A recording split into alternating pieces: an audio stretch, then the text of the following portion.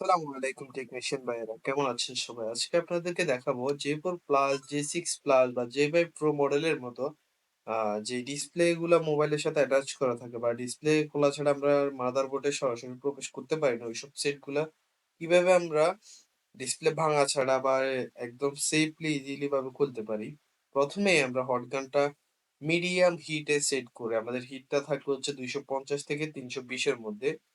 এই হিটে রেখে আমরা সাইড থেকে এরকম হট গান দিয়ে এয়ার দিতে থাকবো সরিয়ে, সরিয়ে। আমাদের ডিসপ্লের পেছনে যে গামটা আছে তাহলে ওই ক্ষেত্রে হালকা, হালকা আস্তে, আস্তে এটা অটো ছাড়তে থাকবে।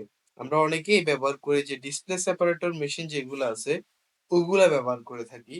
তো ওই ক্ষেত্রে কি হয় যখন আমরা মোবাইলটা ডিসপ্লে সেপারেটর মেশিনের উপর রেখে দিই, ওই ক্ষেত্রে মোবাইলটা কিন্তু শুধু ডিসপ্লেটাকে হিট করে না। পুরা মোবাইলটাকে হিট করে। তো মোবাইলটা হিট হওয়ার সাথে, সাথে আমাদের মাঝে, মাঝে সিপিইউ, নেটওয়ার্ক আইসি এমনকি বিভিন্ন আইসি গুলা ড্যামেজ হয়। পরবর্তী ডিসপ্লে সলিউশন আমরা ছোট সমস্যাটা সমাধান করার জন্য আমাদের বড় আকারে ক্ষতিগ্রস্ত হয়ে বা বড় ক্ষতির সম্মুখীন হই। দেখুন আমরা আস্তে, আস্তে সাইড থেকে হট এয়ার গানে বাতাস দিতেছি এবং কি এটা ইজিলি ভাবে অটো খুলে যাচ্ছে।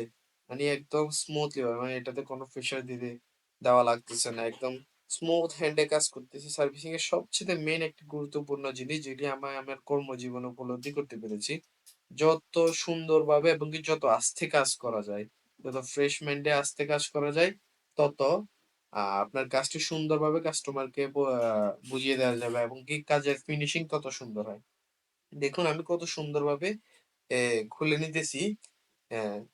এটি আপনি আবার অনেকেই কি করে হালকা হিট দিয়ে সাইড থেকে প্লাস্টিকের দিয়ে গুঁতা মারে বা ওপেনার দিয়ে খোলার চেষ্টা করে। তো ওই ক্ষেত্রে কি হয় যে আমাদের ডিসপ্লের নিচে যে সকল রেবন গুলা থাকে, ওইগুলা আপনার ছিঁড়ে যাওয়া বা আঘাতপ্রাপ্ত হওয়া ওইটার একটা সম্ভাবনা থাকে। তো ডিসপ্লের রেবন গুলা ছিঁড়ে গেলে কি হয় কি আপনার হচ্ছে আমরা পুনরায় ডিসপ্লেটা চেঞ্জ করা লাগে। অহরহ ডিসপ্লে রেবন চেঞ্জ করা যায় না বা এমার্জেন্সি ক্ষেত্রে আমরা চেঞ্জ করতে পারি না। অনেক সময় সাপেক্ষ ব্যাপার হয়ে পড়ে।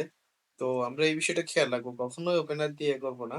আমরা এরকম আস্তে, আস্তে সাইড থেকে অর্গানের বাতাস দিয়ে ডিসপ্লেটা আস্তে আলাদা করার জন্য চেষ্টা করব। তাহলে মনে হয় যে আমাদের খুবই সুন্দরভাবে ডিসপ্লেটা ভাঙা ছাড়া আমরা সুন্দরভাবে সেটটিকে আলাদা করতে পারবো। ঠিক একইভাবে আমরা এগুলা আলাদা করার পরে আমাদের যদি চার্জিং পোর্টের সমস্যা হয়, আমরা চার্জিং পোর্টের সমস্যাটা সমাধান করার পরে আমরা ডিসপ্লেটি আবার পুনরায় মোবাইলে অ্যাসেম্বল করতে পারবো। দেখেন আমার মোবাইলটাও অক্ষতভাবে সুন্দরভাবে আছে এবং কি আমার ডিসপ্লেটাও অক্ষতভাবে আছে। এখন আমি আমার প্রয়োজনীয় কাজটি বা বেশিরভাগই সময় চার্জিং পট চেঞ্জ করার সময় আমরা এই সমস্যাটার সম্মুখীন হই।